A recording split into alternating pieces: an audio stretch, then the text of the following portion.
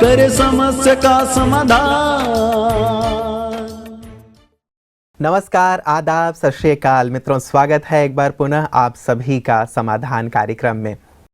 एक बार मुल्ला नसरुद्दीन बहुत उदास बैठे हुए थे। उनके एक मित्र आए और उन्होंने पूछा कि क्या कारण है, उदास क्यों बैठे हो। उन्होंने कहा कि 6 मास पहले मेरे एक अंकल जिनकी उम्र 90 साल की थी, उन्होंने अपने देह का त्याग कर दिया। उन्होंने 1 करोड़ रुपए मेरे लिए छोड़े हैं और साथ ही बहुत सारी ज़मीन भी छोड़ी है।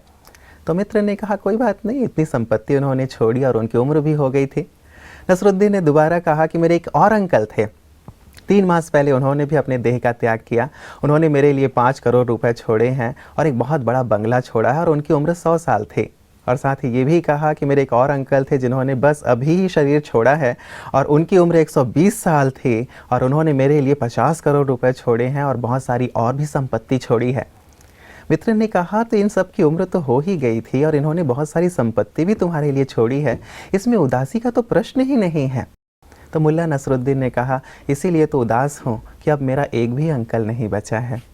तो मित्रों, कहने का भाव, कई बार जीवन में बहुत कुछ होते हुए भी एक नकारात्मक नज़रिया का होना हमारी उदासी या हमारी परेशानियों का कारण बन जाता है। कई बार जीवन में समस्याएं होती नहीं हैं, लेकिन सोच सोचकर या नकारात्मक सोचकर, उल्टा सोचकर हम उसे एक समस्या का जामा पहना देते हैं, रूप दे देते हैं। एक सही सोच क्या हो, सही दृष्टिकोण क्या हो, समाधान लगातार आपको यही सिखाता है, बताता है। और हमें पूर्ण विश्वास है कि आप सब एक सुंदर नज़रिए के साथ अपने जीवन का आनंद ले रहे होंगे। आइए आज की कड़ी की शुरुआत करते हैं भ्राता जी के साथ। भ्राता जी, आपका बहुत बहुत बहुत स्वागत है। शुक्रिया। भ्राता जी, एक नज़रिए की बात जैसे मैं चर्चा कर रहा था, बहुत मायने रखती है कि व्यक्ति सुखी रहता है या दुखी रहता है, क्या कहेंगे? एक लड़का 12वीं क्लास में फेल हो गया, सच्ची घटना है जी। हंसते हंसते घर पहुंचा। उसके परिवार वालों ने ये भी नहीं पूछा कि फेल हुआ है पास हुआ, समझ गए ठीक है सब कुछ और जाके होम्योपैथी कॉलेज में मेडिसिन वो एडमिशन भी ले लिया। तो देखिए नजरिया है ना, उसने सोचा फेल हो गए पास हो गए, इससे क्या फर्क पड़ता है यार, छोड़ो ना। तो मनुष्य जितना हल्का रहेगा, पॉजिटिव एटीट्यूड उसके होंगे, उसे बड़ी बात छोटी नजर आएगी। और जो लोग बहुत सोचते हैं, जो लोग बहुत निगेटिव हैं, उन्हें हर बात समस्या नजर आती है। मेरे पास लोग आते हैं ना बहुत सारे, कई लोग तो बिना बात ही दुखी हैं, बिना बात ही किसी चीज को समस्या मान बैठे हैं, जबकि वो समस्या है नहीं, वो तो एक रूटीन है। ये सब संसार में छोटी मोटी बातें तो होती रहती हैं। इसलिए अपने एटीट्यूड्स को बहुत पॉजिटिव करें और हल्का करें अपने को। हम बहुत बड़े हैं, बातें बहुत छोटी हैं। और हमारे लिए विशेष रूप से जिन्हें भगवान साथ दे रहा हो, जिनकी छत्र छाया स्वयं वो बनकर आ गया हो, जिनके सारे मन के बोझ उसने हर लिए हों, जो सदा कह रहा हो तुम क्यों फिक्र करते हो, तुम तो बेफिक्र बादशाह बन जाओ, तुम्हारा फिक्र तो मैं करूँगा। उन्हें भला छोटी छोटी बातों में चिंतित होने की कहाँ ज़रूरत है। लेकिन बात यही है कि मनुष्य अपनी शक्तियों को भूल जाता है, किसका साथ हमें मिला हुआ है उसको भूल जाता है। अगर वो स्मृति स्वरूप होकर रहे तो जीवन में कोई समस्या है ही नहीं। और दूसरी बात मैं ये भी कहूँगा, समस्याएं तो हर एक के जीवन में आएंगी, उसको पार करने का हमारे पास सद्विवेक है, उसको हराने की हमारे पास शक्तियाँ हैं, उससे कुछ अनुभव सीखने की हमारे पास बुद्धि है। तो आएंगी, हम ये क्यों सोच बैठे हैं कि कुछ भी ना आए जीवन में। ऐसा संसार में कोई हो सकता है भला? किसी के साथ हुआ है? बड़े से बड़ा आदमी, छोटे से छोटा आदमी, भिखारी से भिखारी, निर्धन से निर्धन, अनेक बातों को पार करके ही आगे बढ़ता है। लेकिन लक्ष्य ये रखें कि जैसे एग्जाम में पेपर कितना भी कठिन आ जाए, लेकिन महत्व पेपर का नहीं, महत्व मार्क्स का होता है, अंक कितने किसके आए। तो हम ये एटीट्यूड बना लें कि जीवन की इस परीक्षा में हमें अधिक से अधिक अंक लेकर निरंतर आगे बढ़ते चलना है। यही तरीका है, तरीका ये है। जैसे बाधा दौड़ को अरेंज कर दिया गया हूँ, सभी दौड़ने वालों को पता है बाधाएं हैं, कूद कूद के जाना है, स्पीड भी बहुत नहीं होगी, लेकिन है ही वही ना, प्रोसीजर ही वह है। तो कलयुग का ये है ही ऐसा, इसको आप रस्म रिवाज कह लें, कलयुग का प्रभाव कह लें, तो बाधाएं जीवन में आएंगी। और बाधाओं में ही हम परख पाते हैं कि कौन हमारे हैं और कौन पराए हैं। तो ये भी एक बहुत बड़ी प्राप्ति होती है। कई बार ऐसा होता है कि व्यक्ति के चारों तरफ मक्खी की तरह चापलूस लोग झूमते रहते हैं और जब विपत्ति आती है और लगता है कि यहाँ से हमें अब कुछ नहीं मिलने वाला है तो सब छट जाते हैं। चंद्रगुप्त सीरियल में हम देख सकते हैं, मैंने भी कुछ देखे, तो चाणक्य चंद्रगुप्त को विपदाओं में फेंक देता है, जाओ, बिल्कुल अकेला छोड़ देता है उसे, और वो उसी में सशक्त बनता है, उसी में वो सबसे शक्तिशाली बनता है, उसी में उसके विवेक का विकास होता है। वो युक्तियां निकालता है कि अगर उसको महल में बंद कर दिया गया तो बाहर कैसे आना है। उसके लिए चाणक्य दरवाजा नहीं खुलवाएगा, उसको पता है कि उसको बंद कर दिया गया है, वो शिकायत भी नहीं करेगा, लेकिन वो देखना चाहता है कि चंद्रगुप्त अपने विवेक का प्रयोग करे, अपनी शक्तियों का प्रयोग करे और कूद के आ जाए। वो आ गया, तो इससे उसकी शक्तियां बढ़ी। तो किसी मनुष्य को अगर गढ़ना है, महान बनाना है, शक्तिशाली बनाना है, महावीर योद्धा बनाना है, तो उसको विपत्तियों में डाल ही देना चाहिए। वहां से वो अपना मार्ग निकाले और अपने को सशक्त बनाए। बिल्कुल। कई बार ट्रेनिंग स्कूल्स में भ्राता जी जो स्विमिंग सिखाई जाती है तो उसमें बच्चे को उठा के पानी में फेंक देते हैं और वो हाथ पैर मारता है, जब डूबने की स्थिति आती है बाहर निकाल लेते हैं, जब थोड़ा सांस लेता है फिर से वापस फेंक देते हैं। देवरूपा लिखती हैं, ये स्टूडेंट हैं 12th की और कह रही हैं कि 12th में मैं हूँ और ये बोर्ड का एग्ज़ाम होगा मेरा इस वर्ष, इसलिए मैं बहुत ज़्यादा परेशान हूँ, पढ़ाई का लोड बहुत ज़्यादा है। मेरे साथी जो मेरे साथ पढ़ते हैं वो सब मुझसे थोड़े से अच्छे हैं पढ़ाई में, तो कई बार मुझे लगता है कि मैं इतनी मेहनत करने के बाद भी इन तक क्यों नहीं पहुंच पाती। तो इस प्रकार के विचारों के कारण पढ़ाई में मेरी एकाग्रता भी भंग हो जाती है। कृपया बताएं कि बोर्ड में मैं अच्छे से अच्छे मार्क्स कैसे प्राप्त करूं और साथ ही मेरे अंदर जो ये भावना आ जाती है एक कंपैरिजन की, वो भी कैसे दूर हो, मेरी एकाग्रता भी कैसे विकसित हो। देवरूपा अगरतला से। देखिए, अनेक स्टूडेंट्स की यही समस्या होती है जी। जो परीक्षा के दिन समीप आते हैं उनकी टेंशन बढ़ती जाती है, और स्पेशली बोर्ड एग्जाम। हाँ, बोर्ड एग्जाम में या और भी जो कम्पिटिटिव एग्जाम्स होते हैं, बच्चे मुझे फ़ोन करते हैं कि हमें तो बहुत डर लग रहा है, हमारी तो एकाग्रता जा रही है। तो सभी स्टूडेंट्स को एक बहुत अच्छी बात जान लेनी चाहिए कि मन में अगर टेंशन हो गई, मन अगर बहुत विचलित हो गया, मन में अगर घबराहट हो गई, अगर यही सोचते रहे कि कैसे होगा, हो नहीं पाएगा, तो मन की शक्तियाँ अगर निगेटिव हो गई तो बुद्धि की शक्तियाँ बहुत कमज़ोर पड़ जाती हैं। और पढ़ाई में सारा खेल बुद्धि का है, इसलिए उनकी मेमोरी भी वीक हो जाएगी और इस डर से उनके दिन बीतते जाएंगे और आखिर वो दिन आ जाएगा, वो कुछ भी नहीं कर पाएंगे। इसलिए सभी विद्यार्थियों को ये ध्यान रखना है कि हमें भयभीत नहीं होना, तैयारी करनी है। रही बात पढ़ाई में अच्छे अंक लाने की, देखिए, बहुत रट लेना, बहुत सारा याद कर लेना, रात दिन किताब पढ़ते रहना, इससे भी कुछ ज़्यादा फायदा नहीं होता। क्योंकि इससे क्या नुकसान होता है, मान लो एक व्यक्ति सारे दिन में 12 घंटे पढ़ रहा है तो उसकी ब्रेन की शक्तियाँ उसमें यूज हो रही हैं, और वही व्यक्ति अगर 4 घंटे पढ़े तो उसकी ब्रेन की शक्ति कम यूज होंगी, बल्कि मेमोरी ज़्यादा काम करेगी। इसलिए रटने की और ज़्यादा लेबोरियस होने की ज़रूरत नहीं, अंडरस्टैंडिंग की ज़रूरत है। हर चीज़ को बच्चे अंडरस्टैंड करें, समझ लें क्या कहा जा रहा है, मुकाबले बस इसके के रटना। और यही शिक्षकों का भी कर्तव्य है कि वो उन्हें उस बात को समझाएं, रटाएं नहीं। मेरी बात ये सभी लोग समझ रहे होंगे, वो रटा देते हैं कि बच्चों रट लो इसको, लेकिन उसका रियल मीनिंग क्या है वो नहीं करते। तो विद्यार्थी को और इनको भी ध्यान देना चाहिए कि वो अपनी बुद्धि की क्षमता को बढ़ाएंगे। इसके लिए बुद्धि को स्वच्छ रखना, बुद्धि को बहुत प्रसन्न रखना, अपने मन को भी बहुत खुश रखना, चित्त को बिल्कुल सरल रखना, हल्का रखना। एग्ज़ाम आ रहे, आई वेलकम एग्ज़ाम, उसे डरने की बात नहीं। पढ़ाई है ही एग्ज़ाम के लिए, अगर एग्ज़ाम ही ना हो तो पढ़ाई का महत्व ही क्या रहे। तो एग्ज़ाम तो हमें देना ही है। तो जो एक मन में एग्ज़ाम फियर छुपा रहता है, उससे सभी को मुक्त होना है और बहुत उमंग उत्साह के साथ अपनी पढ़ाई को कंटिन्यू रखना है। स्पिरिचुअलिटी का मैं एक छोटा सा अभ्यास जो सबको बताता हूँ, सवेरे उठते ही 7 बार ये अभ्यास करें। उठते डरेंगे नहीं कि एग्ज़ाम है, थोड़े से दिन रह गए, बहुत फ्रेश करें अपने को। ये बात मैं फिर रिपीट कर रहा हूँ कि सवेरे उठकर मन को यदि आनंद से भर लिया जाए, 10 मिनट भी सुंदर विचारों से भर लिया जाए, तो बुद्धि का विकास बहुत होगा और आपको लंबा समय स्टडी करने की ज़रूरत नहीं पड़ेगी। 1-2 बार पढ़ेंगे और सब याद हो जाएगा। तो सवेरे उठते ही मैं मास्टर सर्वशक्तिवान हूँ और सफलता मेरा जन्मसिद्ध अधिकार है, 7 बार तो इसका अभ्यास कर लें। दूसरा अभ्यास करें, जैसे अपनी बुद्धि से बात करें, हे बुद्धि मैं तुम्हारी मालिक हूँ, अब तुम बहुत पावरफुल, बहुत शार्प हो जाओ, तुम्हें बहुत कुछ काम करना है, जो मैं पढ़ूं तुम उसे फटाफट याद कर लेना। जैसे अपनी बुद्धि को एक काम दे रहे हैं हम, बुद्धि हमारी साथी है, हमारी गुड फ्रेंड है, इस तरह से उससे बात करें। तो रोज सवेरे बात करने से बुद्धि उस तरह से काम करने लगेगी, सफलता की ओर हम चलेंगे और सच्चे दिल से मेहनत करें, घबराने की कोई बात नहीं। बिल्कुल लता जी, ये जो सुबह आपने मेडिटेशन की बात कही कि अपने मन और बुद्धि को हम एक साथ ही बना लें, तो क्या ये मेडिटेशन अपनी स्टडी के दरमियान भी किया जा सकता है? हाँ, देखिए इसमें ये राजयोग मेडिटेशन ऐसा है कि इसमें बहुत समय देने की जरूरत नहीं है। ये हमें तो एग्जाम आ रहे हैं, हमें तो बहुत पढ़ना है, हम मेडिटेशन कैसे हाँ, कई बार ये भी एक टेंशन हो जाता है कि एग्जाम आ रहा है, अब एक नई चीज और टेंशन के रूप में। पहला 1 मिनट अच्छा मेडिटेशन में कर लें, अपनी बुद्धि को काम दे दें।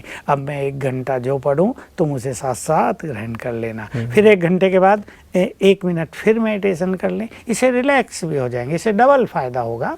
कंटिन्यूली पढ़ने से क्या होता है, ब्रेन पर एक प्रेशर बना रहता है और ब्रेन की शक्तियाँ वीक पड़ने लगती हैं। जो दबाव है ना, दबाव तो कोई भी पसंद नहीं करता, तो ब्रेन तो है ही मोस्ट सेंसिटिव, तो उस पर दबाव न रहे, इसलिए हर घंटे में 1-2 मिनट अपने को रिलैक्स कर देना चाहिए। हो सके तो उठ के थोड़ा सा घूम फिर भी लो, चाय पानी पी लो, कुछ हंस बहल लो और फिर 1 मिनट मेडिटेशन करके फिर अच्छा अभ्यास करो। तो ये 1-1 मिनट का मेडिटेशन हमारी बुद्धि की एफिशिएंसी को बहुत बढ़ाएगा और थोड़ा पढ़ेंगे ज़्यादा याद रहेगा। बिल्कुल, और टाइम मैनेजमेंट भी अपना थोड़ा सा सेट करके रखें कि सभी सब्जेक्ट्स को थोड़ा सा इक्वल टाइम दें और जिसमें थोड़ा सा यदि परेशानी है तो उसको थोड़ा ज़्यादा समय दें और दूसरों की मदद भी ले लें। लता जी, एक जो और समस्या इन्होंने कही है कि औरों के साथ जो कंपेयर करते हैं बच्चे अपने आप को, मान लीजिए क्लास में 40 स्टूडेंट हैं, निश्चित रूप से इनसे अच्छे स्टूडेंट भी होंगे जो पढ़ने में भी अच्छे होंगे, ये भी बहुत कड़ी मेहनत करती हैं, लेकिन यदि उनके मार्क्स हमेशा ज़्यादा आ जाते हैं और ये फर्स्ट स्टैंडर्ड पे मतलब टॉप नहीं कर पाती हैं, तो कई बार ऐसा हो जाता है बच्चों के मन में कि एक हीन भावना पैदा हो जाती है। माता पिता भी कई बार बच्चों को कहते हैं कि वो इतने 90% ला रहे हैं और तुम्हारा 70 में ही अटक जाता है, तो ऐसे में बच्चे क्या करें? हाँ, देखिए माँ बाप भी बच्चों पे कहीं कहीं अननेसेसरी दबाव बनाए रखते हैं, इसकी भी जरूरत नहीं होती। हर एक की बुद्धि का लेवल अपना अपना, भी सभी तो टॉप क्लास नहीं हो सकते हैं, टॉप तो करने वाले 1 होंगे, दूसरा होगा, बस 3 होंगे, इससे ज़्यादा तो सब फर्स्ट क्लास लाएंगे। लेकिन चाहता तो हर एक है भ्राता जी कि हम टॉप करें, फिर भी अपनी बुद्धि की क्षमता को पहचानते हुए क्या लेवल है हमारी बुद्धि का, उस अनुसार ही हमें मेहनत करनी चाहिए। अगर 70% आते हैं तो हम लक्ष्य रखें 75 आ जाएंगे, एकदम लक्ष्य रख लें 95 ही लाने मुझे तो और अपने को प्रेशर में ले आए, माँ बाप भी बच्चों को प्रेशर में ले आए, ये तो उचित नहीं होता। हाँ, किसी के आ सकते हैं 70 के बजाय 85 भी आ सकते हैं, थोड़ी सी मेहनत करते हैं, कॉन्फिडेंस रखते हैं, लेकिन कंपैरिजन से कोई फायदा नहीं होता। कंपैरिजन हमेशा ऐसा ना हो कि जो हमें उदास करे, जो हमें डाउन करे। हम उनसे भी तो कंपेयर कर सकते हैं जिनके 50% आ रहे हैं, जो बेचारे फेल हो रहे हैं, वो भी तो बहुत मेहनत करते हैं। लेकिन हमेशा कहा जाता है ना भ्राता जी कि यदि कंपेयर करना ही है तो अपने आगे वालों से करो, पीछे वालों से वो ना करो। कंपटीशन की बात है कि आगे वालों से हमें compete करना है उन्हें, तो हम आगे बढ़ेंगे, लेकिन अपनी खुशी के लिए हम बहुतों से अच्छे भी तो हैं, ऐसा हम क्यों ना सोच लें। मैंने ऐसा बहुत जगह देखा कि इंजीनियरिंग में अच्छे फर्स्ट क्लास में भी अच्छे मार्क्स लाने वालों का सिलेक्शन नहीं हुआ, 2nd क्लास वालों का सिलेक्शन हो गया, और इंजीनियरिंग में हर सेमेस्टर में उन्होंने फिर बहुत अच्छे मार्क्स लाने शुरू कर दिए। तो एक समय का भी प्रभाव होता है, और अपनी निश्चिंतता और बुद्धि को कहीं भी वेस्ट में न लगाना, ये जो आजकल बच्चों के साथ बहुत हो रहा है कि उनके साथ ये माया बहुत है, इंटरनेट है, मोबाइल है, उसमें वो लगे रहते हैं, फेसबुक पे लगे रहते हैं, चैटिंग में लगे रहते हैं, किसी दोस्ती करने में लगे रहते हैं। इस दोस्ती में उनकी बुद्धि जो भ्रमित होती है, इससे उनको ज़्यादा नुकसान होता है। बिल्कुल बिल्कुल। तो इन चीज़ों से थोड़ा सा अपने आप बच को के बचाएं, और ये निरंतर लगातार अभ्यास यदि इनका चलता रहे, मेहनत जैसे कि ये हमेशा करती हैं, हार्ड वर्किंग हैं, तो निश्चित रूप से इनके मार्क्स भी अच्छे होंगे और जैसा रिजल्ट ये चाहती हैं अपने बोर्ड एग्जाम बिल्कुल, में। मैं एक ये शब्द यूज करना चाहता हूँ सभी विद्यार्थियों के लिए, वे अपनी पढ़ाई को एंजॉय करें। उसको ऐसी एक टेंशन और ऐसा प्रेशर न बना दें कि जीवन का एंजॉयमेंट ही खत्म हो जाए, सदैव एक दबाव बना रहे, पढ़ते हैं भाई, पढ़ते हैं, बड़ा लोड है इन पे। तो बचपन का जीवन प्रेशर में जीने के लिए तो नहीं होता ना, खुशियों में जीने के लिए होता है, खेल कूद के लिए भी होता है, और वही तो जीवन का सुंदर काल होता है। इसमें अगर कोई व्यक्ति टेंशन में और प्रेशर में रहेगा तो ये सूक्ष्म बात भी ध्यान रखनी चाहिए, उसके बॉडी में कई बीमारियां पैदा हो जाएंगी। इसलिए खेल कूद, थोड़े आसन प्राणायाम, थोड़ा मनोरंजन, ये सब भी इसमें जरूरी होता है। तो विद्यार्थियों को चाहिए कि वो सदा अपने को अंडर प्रेशर न रखें। बिल्कुल। लेकिन भ्राता जी, कई लोग ऐसा भी कहते हैं कि जब तक आप टेंशन नहीं लेंगे तब तक आपको अच्छे रिजल्ट नहीं मिलते। आप इस पे क्या इसको कहेंगे? टेंशन नहीं कहे जाएंगे, इसको एक लक्ष्य, एक लगन, इसको ये नाम देना चाहिए। हमें अच्छे से अच्छे मार्क लेने की लगन चाहिए, एक लक्ष्य बना लेना चाहिए। टेंशन शब्द बड़ा खराब है, वो नेगेटिव तरह से यूज किया जाता है, जिसमें मनुष्य परेशान रहने लगता है, चिंतित रहने लगता है। चिंताएं तो मनुष्य की शक्तियों को खाने वाली हैं, बौद्धिक शक्तियों का विनाश करने वाली हैं। तो इस फील्ड में टेंशन शब्द का प्रयोग नहीं, कंपटीशन का प्रयोग कर सकते हैं। बहुत अच्छी लगन, बहुत अच्छा लक्ष्य, उमंग उत्साह हम रखें तो बहुत खुशी रहेगी और ये प्रेशर फील नहीं होगा। बिल्कुल। भ्राता जी, कई ऐसे स्टूडेंट्स की बात चल रही है, तो बहुत सारे स्टूडेंट्स ऐसे हैं जो बहुत अच्छे स्थानों पे जाना चाहते हैं, अच्छे इंस्टीट्यूट में जाना चाहते हैं, लेकिन कंपटीशन आज बहुत ज़्यादा बढ़ गई है। तो ऐसे में क्या हम अपनी मानसिक बौद्धिक योग्यताओं को बढ़ा सकते हैं? मान लीजिए मेरे 70% ही मार्क्स लगातार आ रहे हैं, अब मुझे लगता है कि यदि मुझे एक अच्छे इंस्टीट्यूट में यदि जाना है तो मुझे कम से कम 80 मार्क्स या 85-90 तक चाहिए। तो ऐसे में एक टेंशन का रूप हो ही जाता है कि पहुंचना भी है, कंपटीशन भी बहुत है और मेरी बौद्धिक क्षमता उतनी नहीं है। तो ऐसे में क्या बौद्धिक विकास संभव है? हाँ, देखिए, कंपटीशन बहुत अच्छी चीज़ है और जितना हायर परसेंटेज रख लेंगे ना सिलेक्शन के लिए उतना अच्छा है। तो पहले जो बच्चे हैं वो बहुत पढ़ाई पे ध्यान देंगे, यानी जिन्हें कुछ करना है तो वो कुछ करेंगे ना, जिन्हें कुछ पाना है तो वो अलबेलेपन में, केयरलेसनेस से जीवन नहीं जिएंगे, वो टीवी में, इंटरनेट में नहीं लगे रहेंगे, वो अपनी पढ़ाई पे फोकस करेंगे। ये एक तरह से बहुत अच्छी बात है। हर फील्ड के लिए अगर ऐसा कंपटीशन चालू रखा जाए तो बहुत बच्चों को पढ़ाई पर अटेंशन हो जाएगा, सुधार हो सकता है बच्चों की मेंटालिटी में। लेकिन बात वही है कि बुद्धि के विकास की, इसके लिए भोजन, नींद, हमारे चारों ओर का वातावरण, बचपन से हमारी बुद्धि कैसी थी, ये सब चीज़ें काउंट होती हैं। तो इसमें केवल बहुत ज़्यादा मेहनत करने की बात नहीं है। बच्चे किस चीज़ को तुरंत पिकअप कर लेते हैं उस पर भी डिपेंड करता है। बचपन से ही क्या मिला है उन्हें, माँ बाप से भी क्या लाए हैं, इसका भी महत्व है। कभी कभी ये भी होता है कि माँ बाप को तो बुद्धि इतनी अच्छी नहीं, लेकिन बच्चे बहुत बुद्धिमान पैदा हुए हैं। पूर्व जन्मों से भी ये संस्कार, ये बुद्धि की क्षमता आत्मा लेकर आती है। लेकिन जिसको अपनी बुद्धि का विकास करना हो वो स्टडी पे ध्यान दे और अपनी बुद्धि को भटकाए नहीं। अगर भिन्न भिन्न डायरेक्शन हम उसे दे देते हैं, इधर भी जा रहे, उधर भी जा रहे, उधर भी जा रही, तो बुद्धि की शक्तियाँ बट जाती हैं। इसलिए जब एक मनुष्य स्टूडेंट है तो केवल अपनी पढ़ाई पर फोकस वो करे, एक ही तरफ वो चले।